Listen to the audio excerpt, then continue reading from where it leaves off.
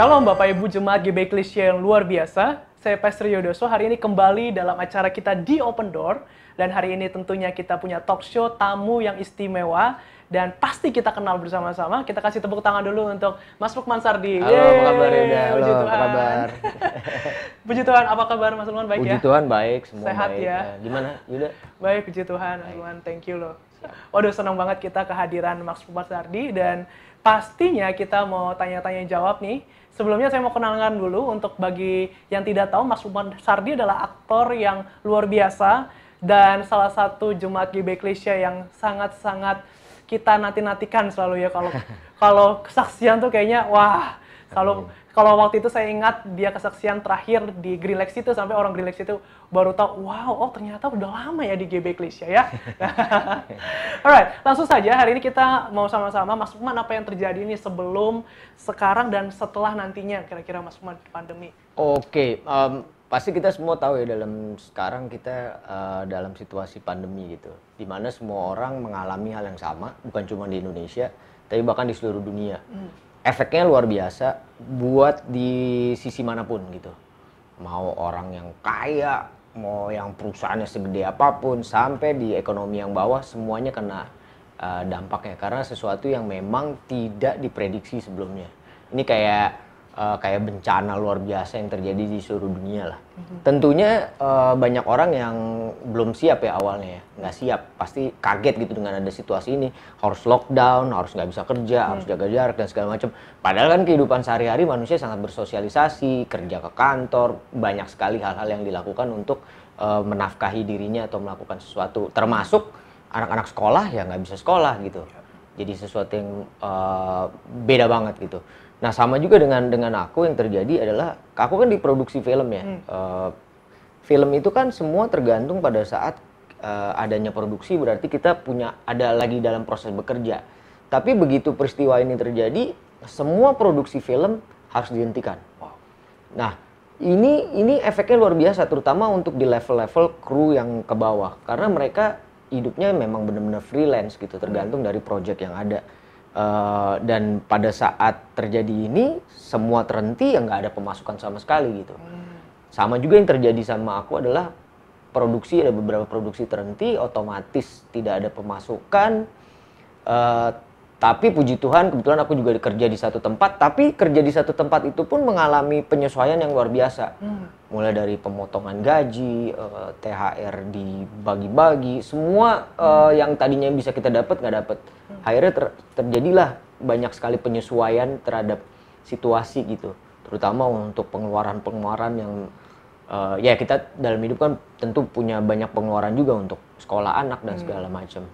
Nah yang terjadi ya harus awalnya menyesuaikan dengan situasi yang ada. Sama juga yang berlaku sekarang di aku gitu. Kalau ditanya apa, pasti penyesuaian nanti apa, nanti kita bisa cerita lebih panjang lebar. Tapi yang terjadi mau nggak mau ya, kita harus melakukan penyesuaian yang lumayan cukup drastis dari yang sebelumnya. Itu sih paling nggak. Oke, Mas Lukman banyak yang bertanya-tanya nih, bagaimana di dunia entertainment sendiri, tadi kan ada berhenti dan sebagainya. Tapi kalau dari Mas Lukmannya sendiri, apa sih dampak yang paling Mas Lukman rasakan? Oh, dampaknya gitu. Satu, aku orang yang biasa selalu aktif di lapangan gitu kan. Tiba-tiba harus selalu ada di rumah. Sehingga awal-awal penyesuaiannya tuh lumayan berat. Apalagi kan ada penyesuaian yang kita bekerja dari rumah seperti meeting melalui online. Itu ternyata bukan perkara yang simple gitu. Karena kan kita biasanya manusia ketemu, meeting kelar gitu. Tapi tiba-tiba harus di posisi yang kita meeting di rumah, ketemu orang-orangnya by online. Awalnya penyesuaiannya sulit banget. Kedua adalah bagaimana menyiasati pemasukan yang tentu sangat berkurang. Sedangkan kebutuhan berjalan terus gitu kan. Kayak uang sekolah anak, walaupun anak-anak juga sekolah online gitu. Nah, itu sekolah online juga menarik sih. Sehingga awalnya kita orang tua juga keribetan. Cuman akhirnya kita belajar gitu, gimana caranya menghandle. Dan akhirnya justru yang kita dapetin sekarang tuh adalah appreciate banget sama yang namanya seorang guru gitu. Bagaimana mereka menghandle anak-anak dalam satu ruangan yang bareng-bareng. Ini kita menghandle 3 anak aja kadang-kadang udah pusing gitu. Nah, ditambah juga ada penyesuaian-penyesuaian lain gitu, kayak Ada beberapa hal yang akhirnya aku harus berpikir keras. Pertama tentunya kebutuhan-kebutuhan yang tidak terlalu perlu ya dikurangi dan mencari peluang-peluang gitu. Peluangnya contohnya jujur aku juga melakukan beberapa kegiatan yang di luar dari itu, seperti misalnya bikin bisnis kuliner melalui online, cookies gitu kan. Oh ya? Iya, tapi juga ada akhirnya muncul peluang-peluang seperti kayak talk show melalui online gitu kan. Dan ini berlangsung sekarang, yaitu mau nggak mau harus dilakukan sambil kita menjalani masa-masa sekarang ini gitu. Oh, jadi selain production tetap jalan juga, tadi sekarang ada culinary dan sebagainya Iya, ya? iya. Mungkin bisa dipromosiin kali kalau yang pemirsa mau. Iya, jadi ada satu nasi liwet rame-rame. Kalau ini sebenarnya udah berjalan dari sebelumnya gitu, tapi belum terlalu difokusin, udah jalan aja dulu. Tapi ternyata di situasi sekarang itu justru lumayan membantu. Termasuk juga ada cookies gitu kan, Bites Factory. Nah itu juga ternyata lumayan banyak juga orang yang mau gitu. Tapi kan kembali lagi ternyata kita nih sebagai manusia pada saat kita mengalami situasi seperti ini, kita harus punya pikiran yang positif gitu. Karena begitu kita punya pikiran negatif atau pusing atau cuman marah-marah, akhirnya kita nggak punya apa nih yang harus kita lakuin gitu. Sama juga yang seperti aku lakuin sama keluarga, ya it's not about, bukan berarti bersyukur, berserah, cuman nggak ngapa-ngapain pada Tuhan. Kita pasti berdoa kepada Tuhan untuk kita dikuatkan atau kita diberikan jalan untuk bagaimana mengatasi ini. Tapi juga harus ada hikmat gitu, berhikmat bahwa kita juga nggak bisa cuman berserah, bersyukur, diem aja nunggu selesai masa pandemi ini, abis itu baru kita jalan. Ya nggak akan jadi apa-apa juga gitu. Kayak gitu sih. Menarik nih, tadi Mas Mon bilang kan sekarang anak-anak juga sekolahnya online dan sebagainya. Nah, gimana nih buat keluarga-keluarga yang struggling di dunia bisnisnya, sama sekarang mengatur keluarganya juga susah nih? Betul. Justru kan kayak aku selalu bilang bahwa puji Tuhan, aku bersyukur banget di dalam situasi seperti ini masih dicukupkan gitu. Masih banyak hal yang ternyata kita bukan yang benar-benar terpuruk, tapi banyak sekali yang jauh terpuruk gitu.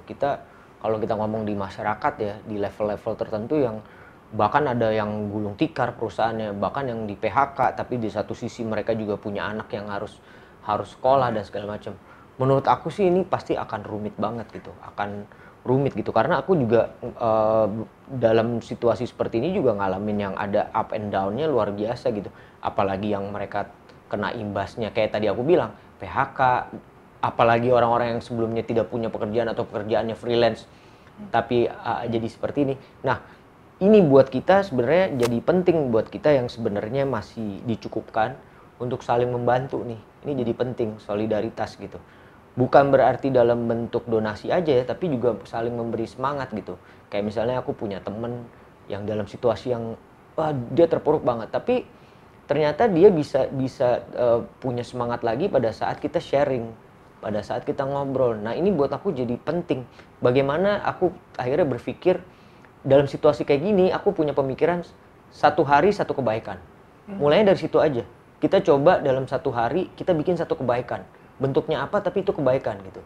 Mau itu ngobrol sama orang, just say hello, atau cuman sekedar memberi apa yang kita punya terhadap orang-orang di sekeliling kita yang lebih membutuhkan daripada kita. Nah, termasuk juga yang orang-orang yang tadi aku bilang di PHK atau di drop, dan anak-anaknya juga harus sekolah online. Kebayang nggak sih teman-teman semua, banyak juga di daerah-daerah di Indonesia yang secara jaringan internet tuh nggak ada, yang mereka sulit, bahkan listrik aja susah gitu.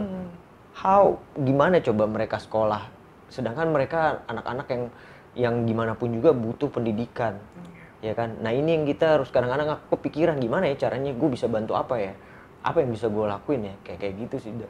Ada satu hari satu kebaikan tadi bilang ya. Iya, menurut aku tuh jadi penting ya. Maksudnya aku juga pengen ngomong gitu bahwa di dalam situasi kayak gini tuh kita nggak, misalnya mungkin ada orang yang gue pengen ngebantu tapi gue nggak punya apa-apa gitu.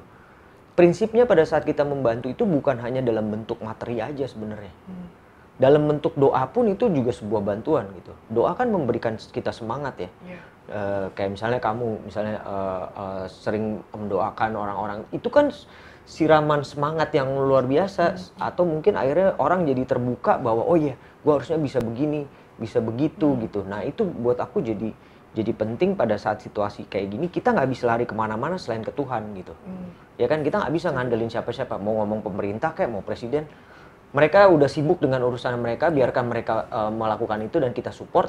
Tapi yang paling penting kita balik lagi ke Tuhan untuk kita berdoa dan diberikan jalan apa yang harus kita lakukan gitu. Amin, amin. Nah tentunya kan pasti pemirsa di rumah ini juga mengalami hal yang sama.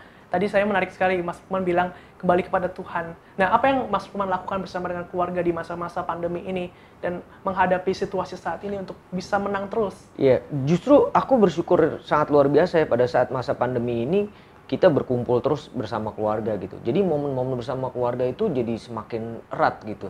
Sisi positifnya kan kebetulan kalau misalnya aku lagi kerja, lagi syuting, mungkin ada waktu-waktu yang lumayan panjang aku jarang ketemu anak atau istri. Tapi di momen ini justru akhirnya kita pakai bener-bener yang malam kita doa bersama, kita ngobrolin, kita beribadah walaupun di rumah justru semakin intimate gitu. Saling menguatkan satu dengan yang lain gitu. Justru ini sebuah hal yang harus kita syukuri gitu. Di satu sisi misalnya kita nggak punya apa-apa, tapi sisi lain kita punya Tuhan, kita punya keluarga yang bisa saling mensupport satu sama lain. Buat aku itu jadi sesuatu yang luar biasa. Bahkan aku berpikir bahwa mungkin dulu banyak yang ditanya, what do you do for life? I'm an actor gitu. Tapi di saat ini aku melihat justru pada saat kalau ditanya gitu, what do you do in your life? Ada satu kebanggaan pada saat kita merasa gue suami, gue orang tua. Wow. Karena dari situ ternyata aku realize gitu bahwa actor is your identitas dalam hidup lo. Kadang-kadang itu yang lo bawa. Tapi sebenarnya yang lo lakuin dalam hidup apa? Suami dan keluarga, lo menjaga anak-anak lo, titipan Tuhan, mendidik mereka. Itu yang paling berharga, yang kadang-kadang kita lupa. Kita cuma membawa apa kita gitu di dalam masyarakat gitu. Keren banget, keren banget. Nah Mas Lukman mungkin ada kata-kata terakhir nggak untuk teman-teman pemirsa hari ini yang mengalami masalah dan khususnya untuk menghadapi ke depan, apa yang harus kita lakukan? Yang pasti tadi aku bilang kita nggak bisa mengandalkan siapa-siapa selain Tuhan. Jadi selalu berdoa sama Tuhan, berserah sama Tuhan. Aku yakin dikasih jalan. Tuhan tidak akan pernah membiarkan kita terpuruk kalau kita percaya dan kita datang kepadanya gitu. Kedua tentunya selalu berpikiran positif gitu. Karena dengan berpikiran positif kita semakin terbuka nih apa yang harus kita lakukan. Kalau negatif tuh kadang-kadang pikirannya udah marah-marah, udah segala macam, dan akhirnya bikin imunitas kita juga jadi rendah. Yang paling penting kan sekarang jaga kesehatan. Dan ketiga, pakai momen ini baik-baik bener dengan keluarga atau orang-orang yang kalian sayangi masing-masing gitu. Karena kita akan makin tahu bahwa betapa pentingnya mereka dan betapa mereka jadi support system yang luar biasa gitu. Kayak gitu sih. Baik, kasih tepuk tangan dulu dong untuk Mas Lukman, luar biasa ya. Pasti kita diberkati sekali. Dan kalau teman-teman semua atau Bapak Ibu semua mau bertanya, bisa langsung tulis komen di YouTube. Dan nanti kita akan menjawab pertanyaan Bapak Ibu semua. Dan kita diberkati sekali. Sekali lagi, terima kasih untuk Mas Lukman. Sama-sama, ya. Terima kasih banyak untuk waktunya. Yeah, God bless you. Dan saya percaya di Open Door, pintu yang terbuka untuk kita semua. Saksikan terus di Open Door setiap hari Selasa jam 8 malam. Tuhan Yesus memberkati. Shalom.